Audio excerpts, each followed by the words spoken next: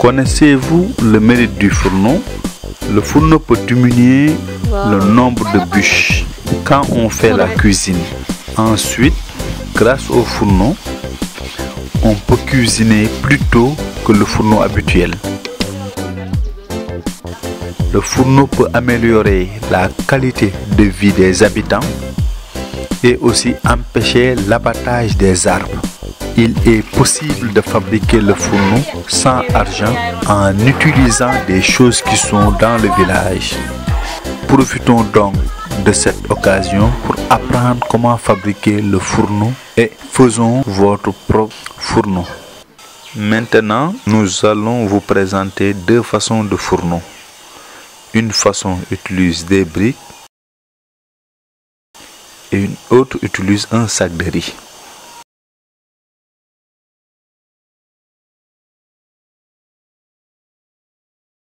Une chose importante ici, on doit mettre une seule marmite sur un fourneau. Quand on fabrique, on prend la marmite qu'on utilise habituellement et on la rend propre.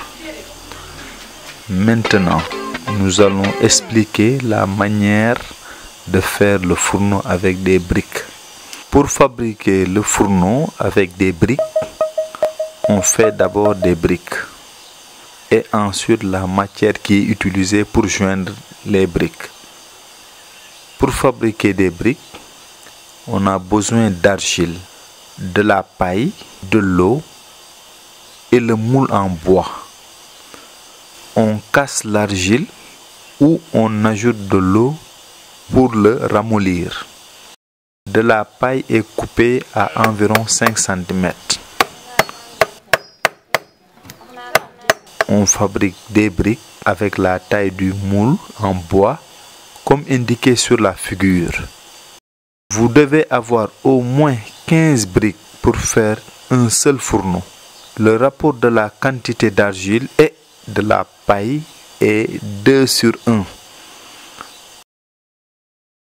Si on fabrique 15 briques,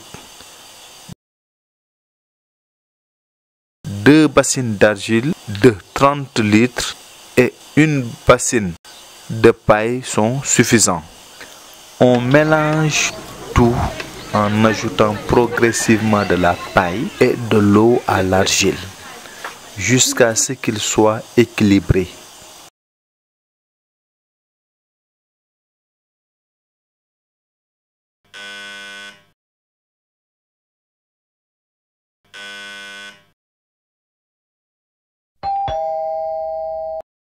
On verse l'argile mélangée dans le moule en bois. On la bourre et on la sort.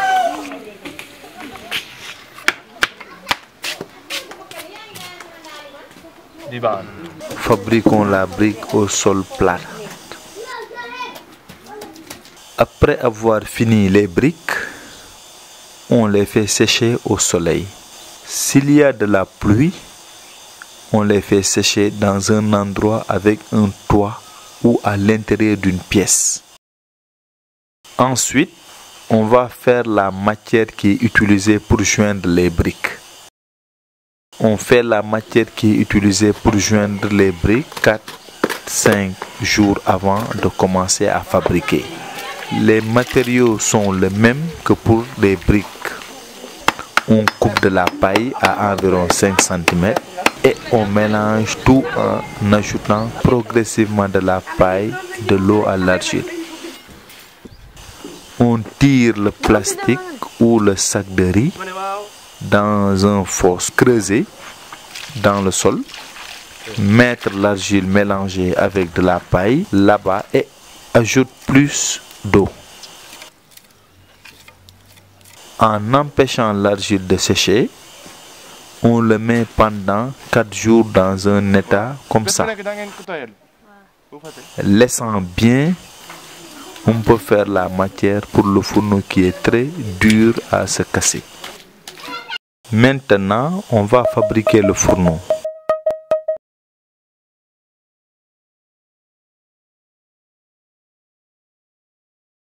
D'abord, on creuse le sol un peu et on met 3 briques pour s'adapter à la taille de la marmite que l'on souhaite utiliser.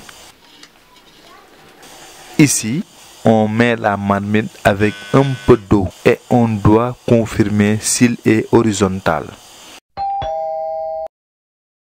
Avec eux, on va arranger les briques de cette façon.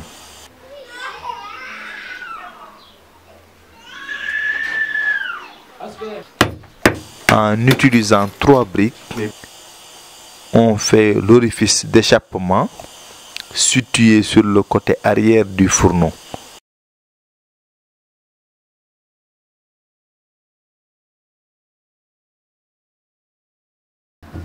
La porte du fourneau est aussi fabriquée avec 3 briques. La largeur de la porte est suffisante qu'on mette des 2 mètres là. Le cadre est achevé maintenant.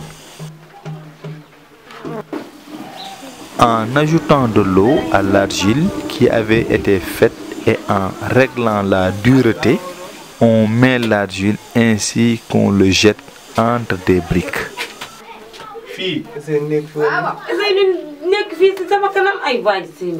Le reste des briques peut être coupé et mis entre les briques pour renforcer le fourneau.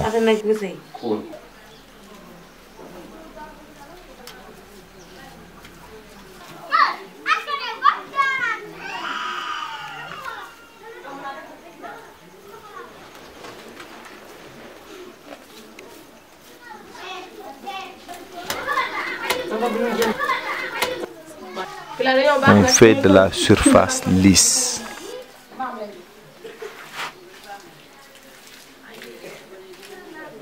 On place la marmite à la fin et on met l'argile pour couvrir le fond de la marmite. Couvrons ça bien pour empêcher les petits bétails de renverser la marmite. Le reste d'argile, on le met et on renforce le fond du fourneau pour qu'il ne tombe pas.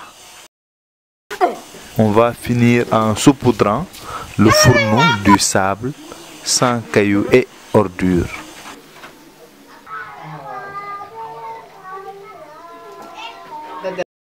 Après la fabrication, on fait sécher le fourneau pendant 2 jours avec la marmite.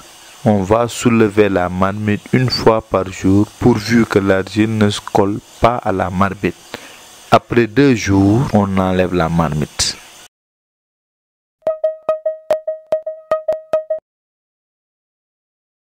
On va attendre environ 10 jours après la fabrication jusqu'à ce que l'argile soit complètement sèche.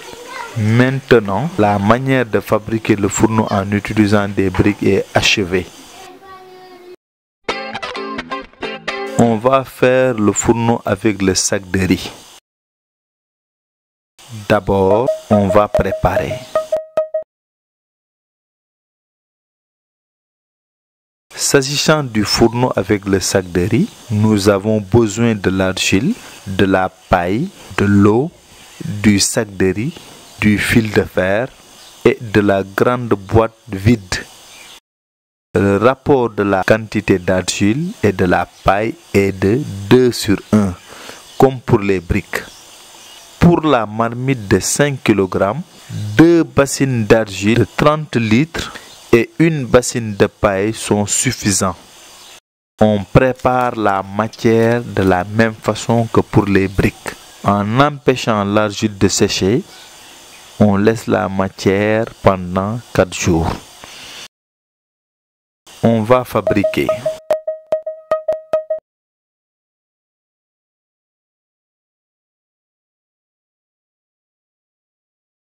D'abord, on mesure la circonférence de la marmite.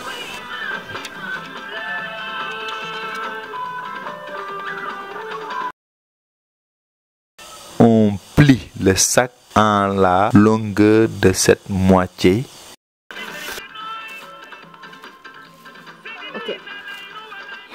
Et on coud la partie pliée avec le fil de fer.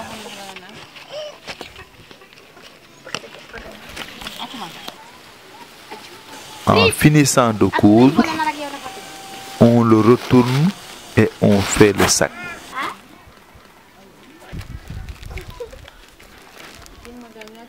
Ça signifie que la circonférence du sac et de la marmite sont égales.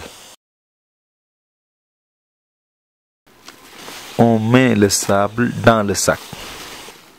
La hauteur du sac viendra à 25 cm. On serre la bouche du sac, place ça à l'envers et on le forme comme cette façon.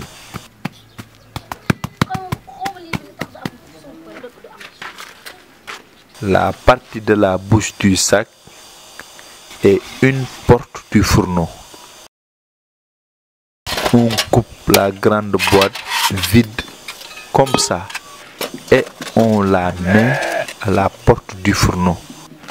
Il faut écraser l'incision pour éviter les blessures sur les bords des boîtes. Il est mieux de disposer la porte du fourneau face au vent.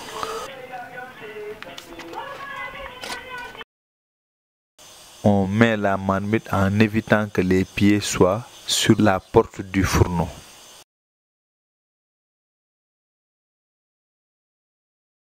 Et l'orifice d'échappement.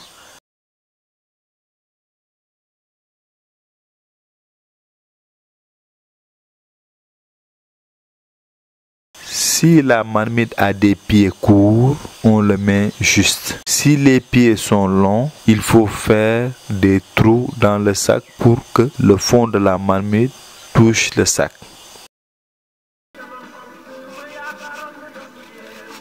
En ce moment, on met un peu de l'eau dans la marmite et on doit confirmer s'il est horizontal. On sort de l'argile qui avait été faite, ajustant la dureté de l'argile à une balle. On entasse autour du sac. Quand on met en tas plus de la moitié, on introduit la chose tubulaire environ 6 cm de diamètre comme l'orifice d'échappement sur le côté opposé à la porte. On peut utiliser des brindilles enveloppées de plastique. On entasse l'argile en fixant l'orifice d'échappement et la porte.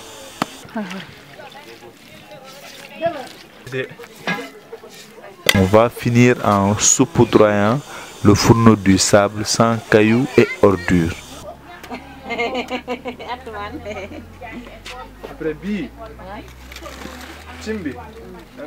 On laisse la marmite pendant 2 jours après la fabrication afin de le sécher. Pour éviter le dessèchement rapide au soleil, on met un sac de riz sur le fourneau.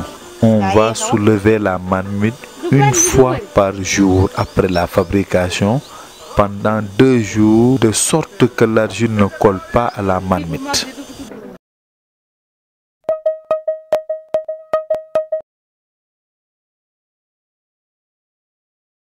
Après 2 jours, on enlève la marmite, coupe le sac et on sort le sable.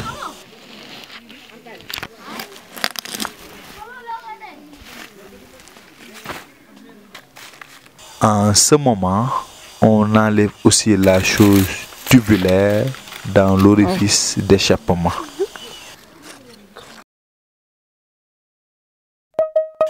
On va attendre environ 10 jours après la fabrication jusqu'à ce que l'argile soit complètement sèche. Maintenant, la manière de fabriquer le fourneau avec le sac de riz est achevée.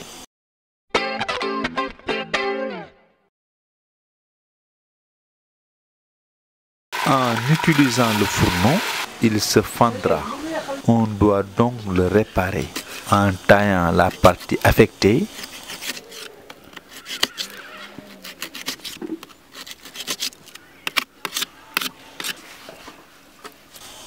et en y mettant de l'argile dans la fissure.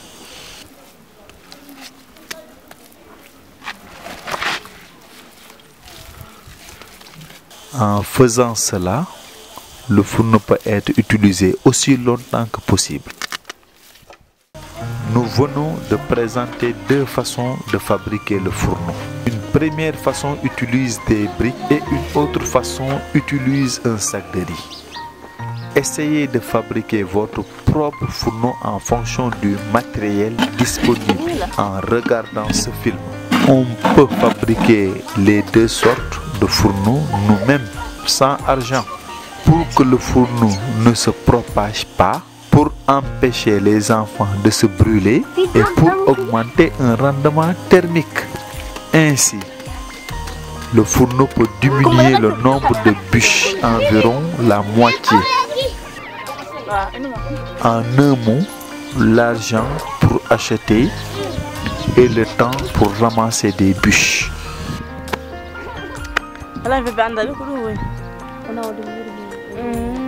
Nous constatons que les arbres diminuent de moins en moins et ceci malgré les nombreux efforts des eaux et forêts dans le reboisement.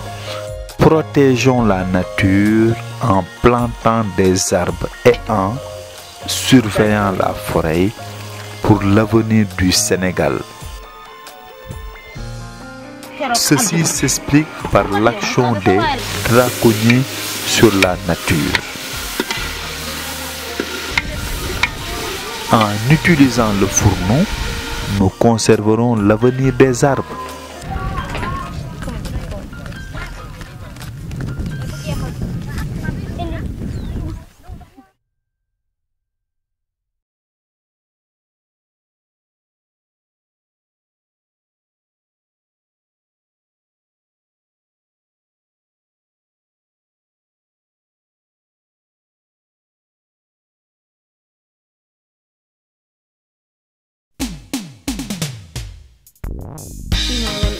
これが顔ずっちゃう？これ走らんしようかって。